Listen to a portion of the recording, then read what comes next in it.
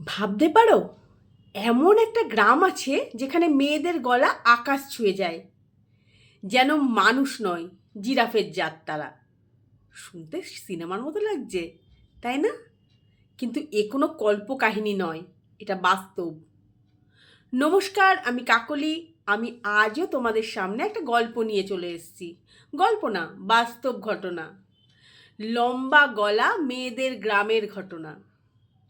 উত্তর থাইল্যান্ড পাহাড়ে মিয়ানমার সীমান্তে আছে এক অদ্ভুত গ্রাম, লং নেক উইমেন ভিলেজ।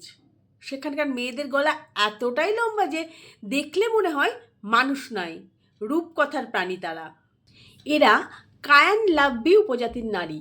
জন্মের সময় তাদের গলা একদম সাধারণের মতন থাকে, কিন্তু মাত্র 5 বছর বয়সে তাদের গলায় পরানো হয় প্রথম সোনালি রিং।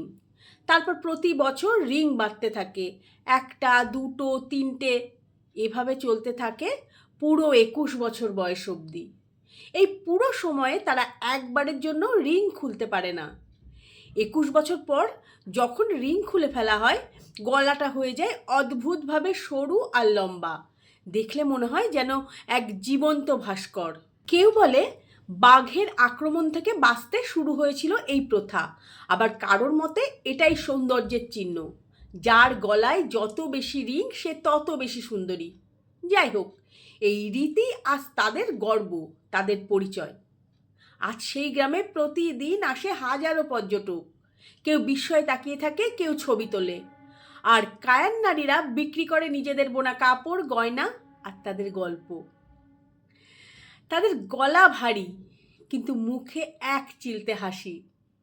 হয়তো বলতে চাই, আমার গলা নয়, আমার গল্পই লম্বা। কেমন লাগলো আজকের এই লম্বা গলা মেয়েদের গ্রামের গল্প? ভালো লাগলে লাইক, শেয়ার আর কমেন্ট করবে। ভালো থাকবে সবাই।